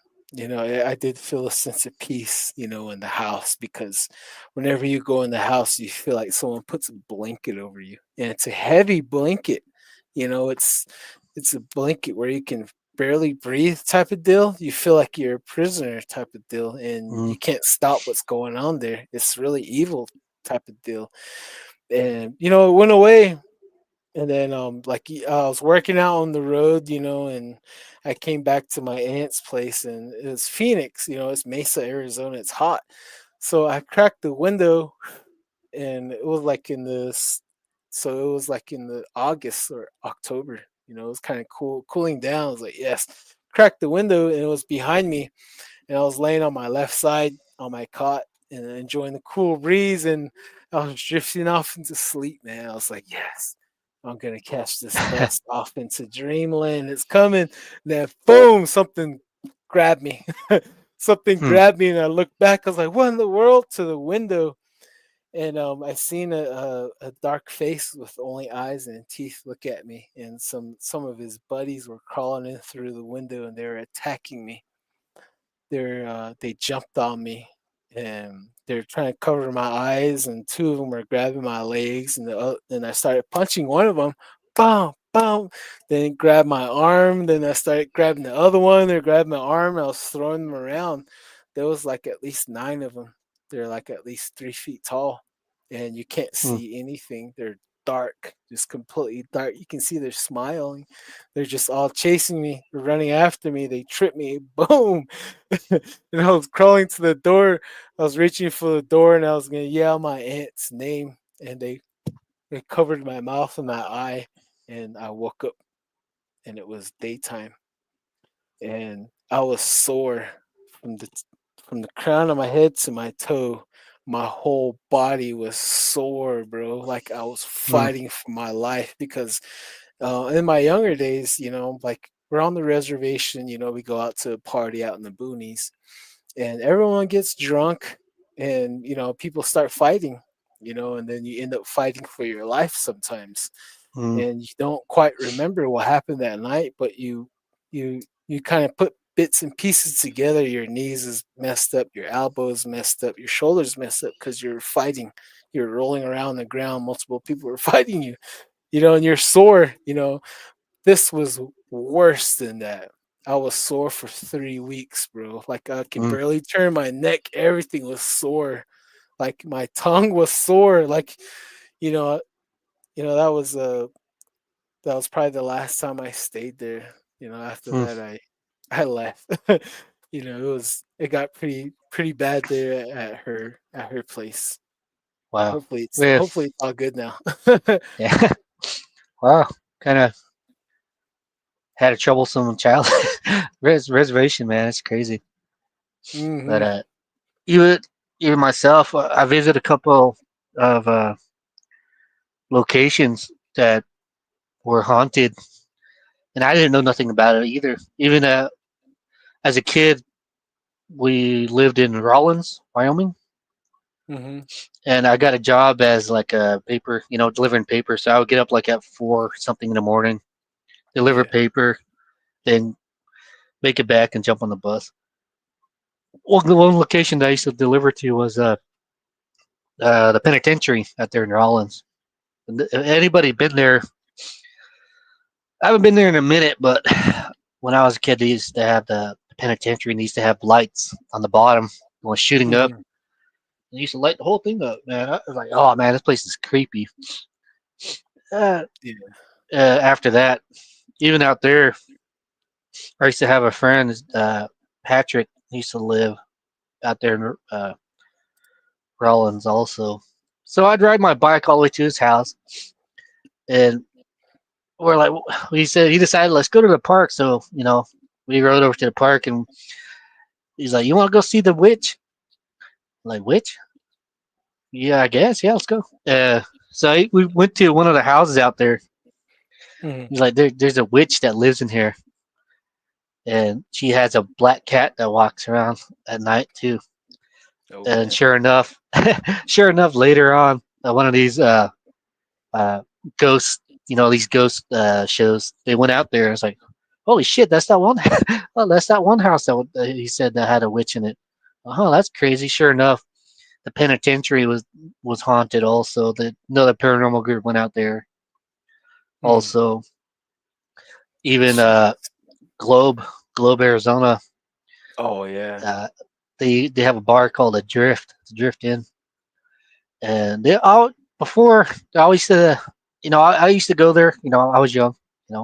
Forgive me, but one of the caretakers, I think his name, what's his nickname? Scooby Doo. and he used to stay there for and take care of the maintenance and all that on top. He got the dog pretty good. He said, he's like, hey, you guys want to go up on top? Take a smoke. Like, yeah, let's go. We went up there, and it's just a little open area. I guess that back then it used to be a brothel. He's like, yeah, this place is pretty nice. It's not bad, but I wouldn't want to. He's like, I just stay out of that where they used to do their business. Like that place is really haunted. Like, what do you mean haunted? This place is haunted, bro. Anybody tell you? Like, no, I didn't. I'm like, huh? But one one Saturday, we came back from a concert from Phoenix. Uh, Went back. Like, well, I'm gonna grab myself something to drink over there. I was the only one in that bar besides the two bartenders. So I sat outside. I was messing around with my cell phone. Sure enough, you could see a little figure, black figure, stick its head out. It's really small too, man. Maybe like I would say about maybe 2 feet. Little black figure stick its head out on the door, on the side of the door. I could just see it on the side of my eye, Mhm. and I was sitting there just like, am I seeing this? Is this something going on? So I decided just to put my phone on record and put it on the side. Nothing happened. I guess whatever caught it. Did finish. Didn't even get to finish my drink. I just walked back in. And I talked with the bartender. It was a young girl, young lady. I asked him, I was like, "Is this place haunted by chance? And you guys see weird shit?" And she's like, I told you this place is haunted." Uh, and from there, I was like, oh, "Yeah." I just told her what was going on. She's like, "Ugh, ugh, scary." She's like, "Yeah, we see stuff like that on the side of her eyes too." I was like, "Oh man, well, that's bad." And I was like, "All right, well, good luck." And I went about my business. Same thing with the another bar downtown Flagstaff. Me, and my cousin, and my brother. Like, well, let's go down. Let's see what's going on downtown Flagstaff. So we went out to a bar. It was called the Gopher Hole. First time I've been there, and I walked in. I sat there, and all I could in my head I could just see like just blood everywhere. It's like, what the heck's going on? And I was telling those guys, let's get out of here. There's something weird going on in this place. It's all I could just picture was just that movie Blade where all those vampires go and they start sprinkling blood down. That's With the exactly what I thought. rave. And I was like, yeah. And I was Yeah. like, oh, let's get out of here. This place gives me the creeps. Freaking, I told them why. It's like, oh, well, let's go then. Later on, me and my cousin too. We went to a premiere. I think it was called what was it, Dark Dead Files. I guess they were out there in Flagstaff, and, and I guess the whole downtown Flagstaff is just kind of haunted, and all these old buildings are connected uh, through the ground. Walkways underneath the buildings. And we went to that bar because it was right next to that theater. I think it was Orpheum. Went over there. Just only two. Well, the show's about to start. Went back, and sure enough, that gopher hole was, I guess, it was most kind of the haunted place in Flagstaff. And what they looked up was one of the train was carrying dynamite or explosive way Mhm. back when, and it blew up. Like 30 plus people, died in pain, and they where they took the bodies was in that basement where they have that bar. Oh, And jeez. then it was the funniest thing too because uh, my cousin, she just looked at me, looked at her eyes got big, and she looked at me, and she's like, "Well, so that's just one of the I don't know, it's just a gut feeling." And sure Mhm. enough, it turned out to be She's like, you were talking about that first time when there was raining Yeah, blood. And I was kind of like, oh man, well yeah. that's just bad business, man. have a have a bar like that, But ghost stories like these is, Let's I guess we just call it. Hey Darren. Hey Darren, let me catch up on these comments right here. Hold on. I'll tell another one, another personal scary ghost story. This is from Sophia. I just watched a live about a goat man type being in the UK. Crazy story. Then she says, then this live was suggested to me. Oh, thank Oh, you, oh, cool. Sophie. You are in the right place. Mm, If you go back quite a few episodes, we have a few stories of the goat man on here, seen on the Navajo Nation and on the Hickory Apache Reservation, and there's also they've also been seen on Blackfeet Reservation and also Wind River Reservation in Wyoming. And mm, I think a lot of people think that it's an alcohol spirit because a lot of they said that they started seeing him as soon as the settlers started coming in, with the alcohol and the gambling, and then this guy rolled in along with them.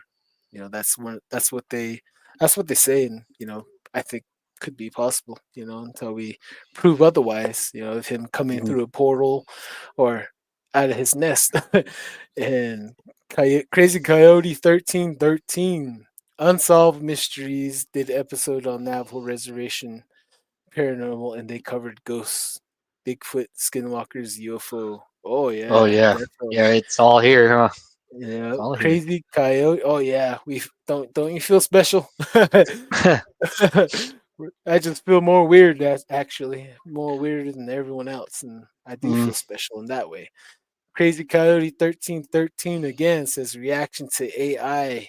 Holy smokes, definitely need a doggy whistle or hyper whistle from Amazon. I got that death whistle, Aztec death whistle. I did use it, but I'm gonna tell you guys about that thing. The death whistle, the Aztec, the stories either goes that they use that to psychologically scare the enemies. Psychological warfare is what we use a lot as well. Guerrilla warfare tactics. And another story goes that when you blow it, you're calling the dead.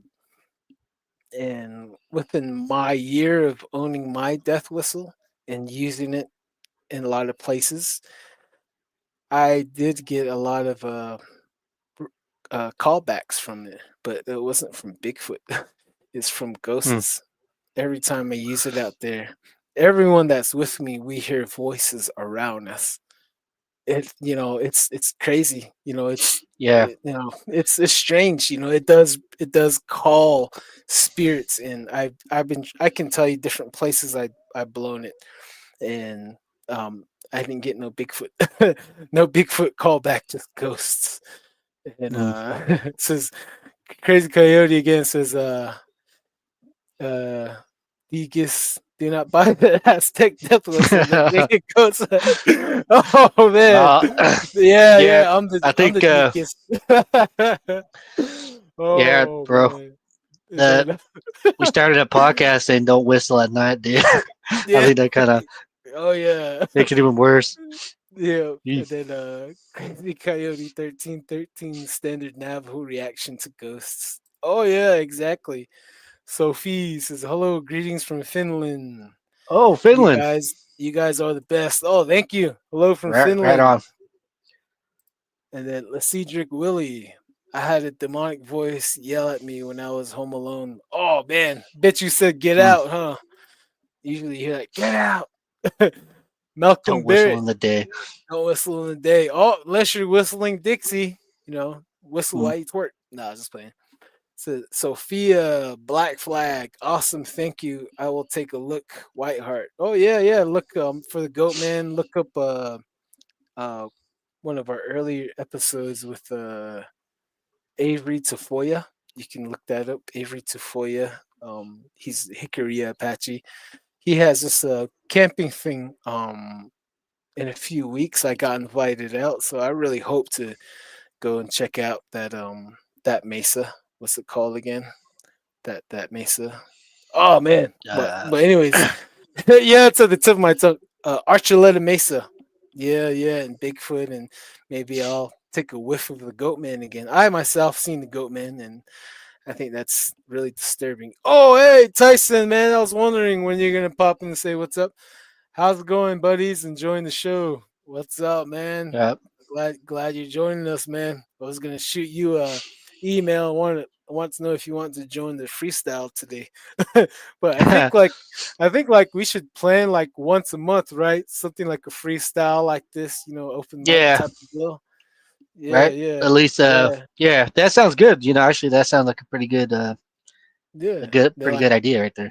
yeah, and then just answer questions from everyone. Mm, Sophia again. Also, the Welsh flag.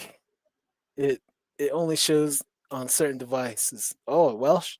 Oh, nice to meet but you. All the way out from England, right? Welsh. Tyson Lolito. I don't mind going camping. Oh man.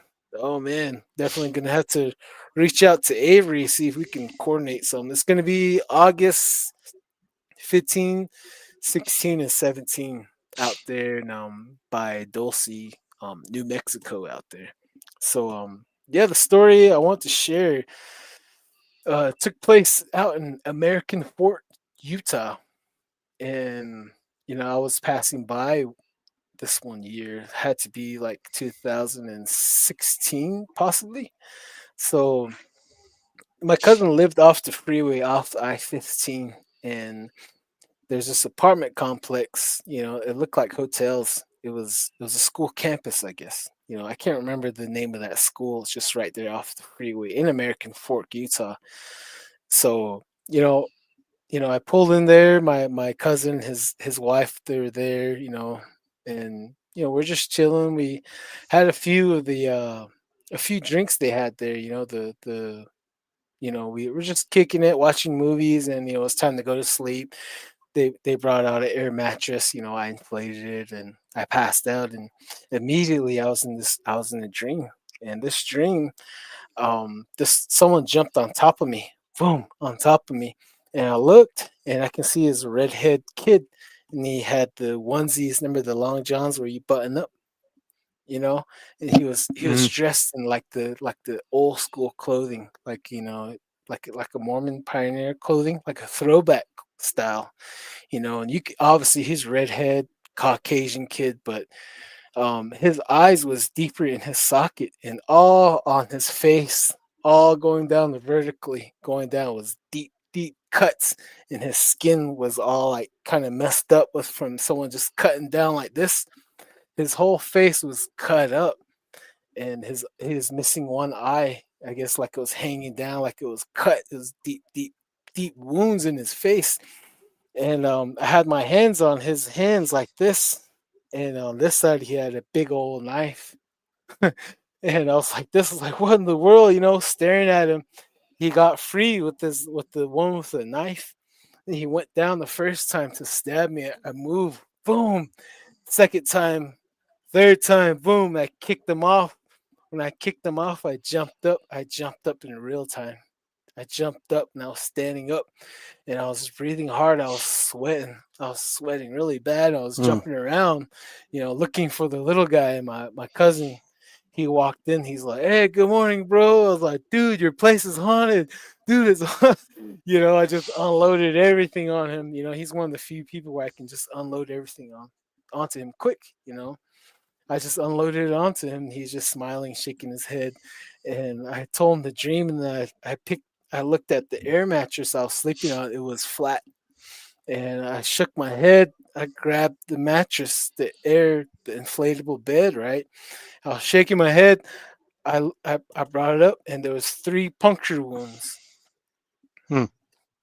So this Huh. guy was trying to kill me. Wow. And it's one of the most horrifying experiences I ever ever witnessed. And there's another time too. Sorry. Let's read Sophia. She says no, England is attached to Wales and Scotland. Oh, okay, definitely need to brush up on our geography skills. Yep. And then like 10 years later, before all that, I was like 19, 20. I was with the Conservation Corps out of Northern California, a little tribe called Hoopa Valley. So they had this Conservation Corps TCCC. So we were out helping helping these kids out in Kentucky, and we were building you know a, what do you call it?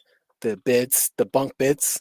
We're building those Yeah. for single moms with no fathers. You know, the kids they didn't have any beds, so we had to make some beds for them. And we're staying in Frankfort, Kentucky, at a United Methodist church.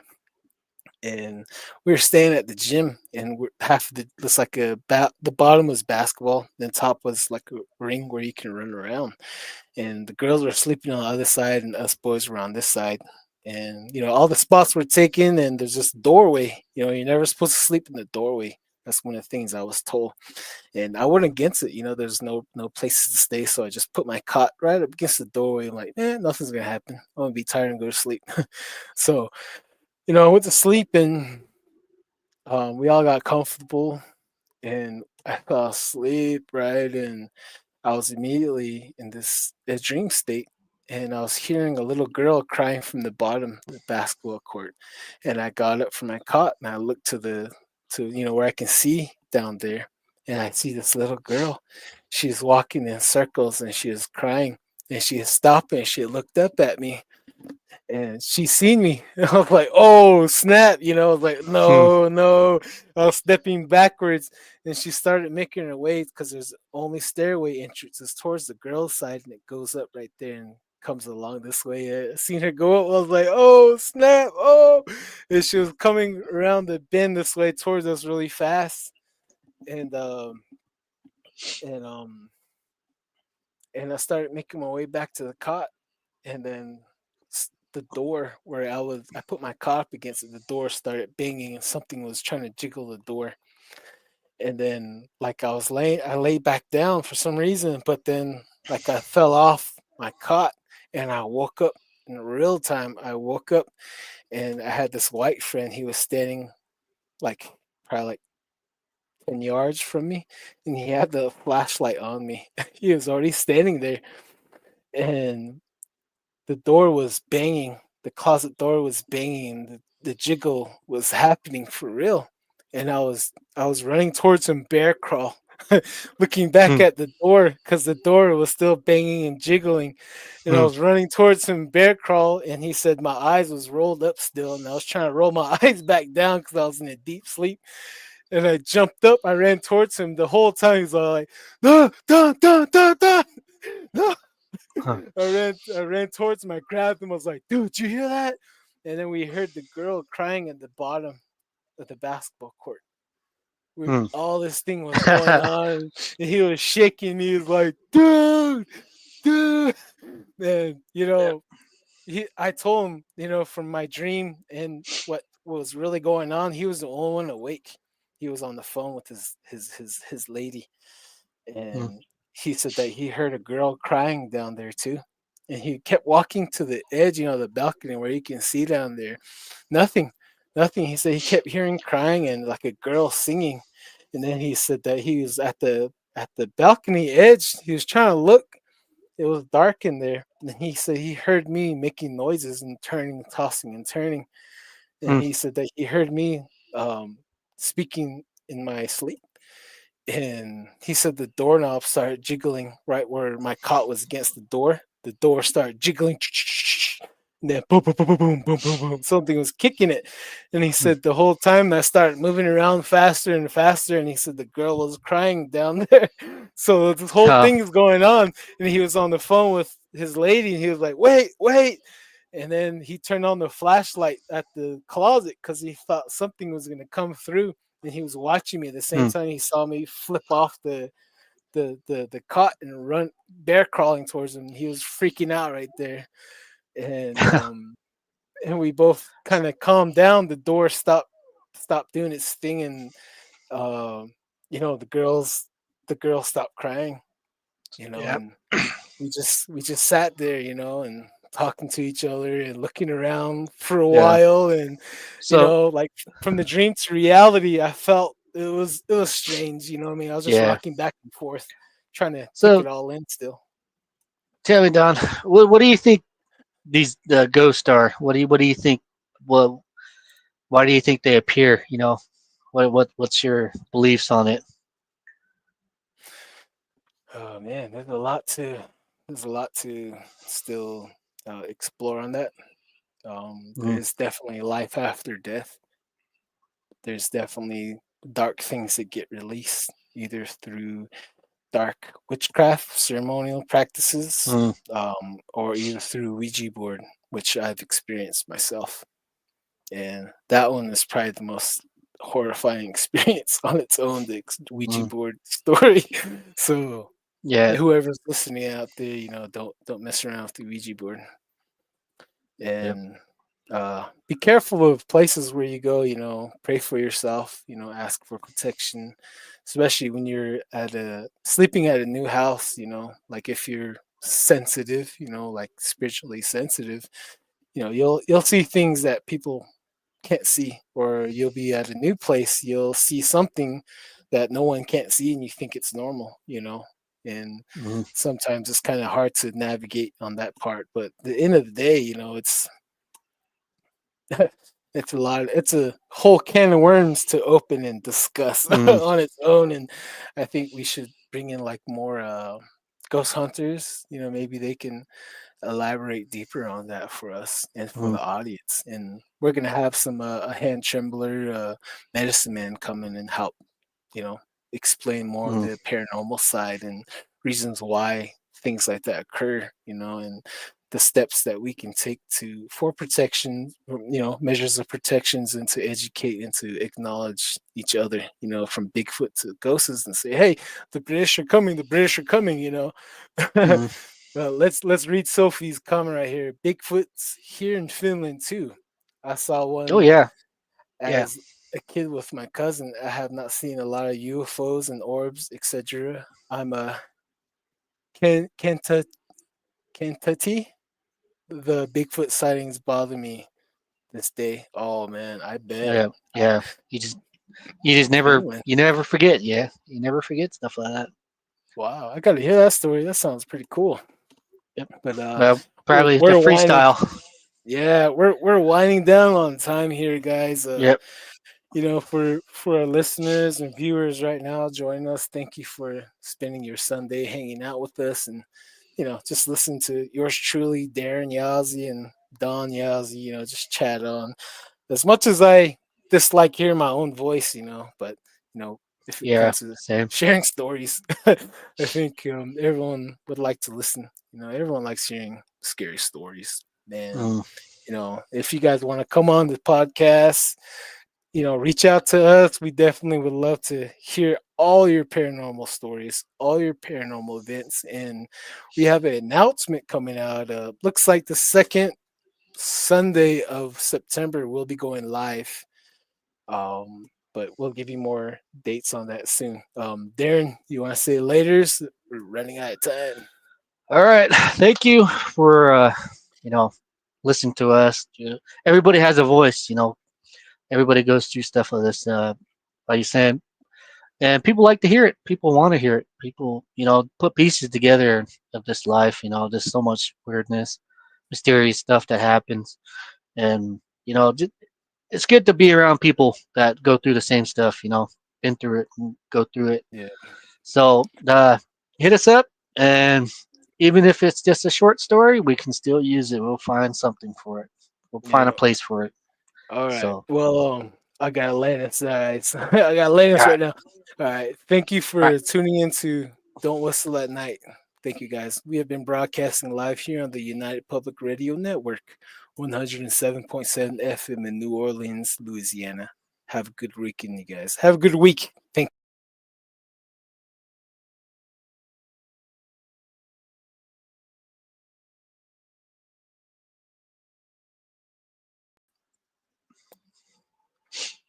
Oh, yeah. Good job, bro.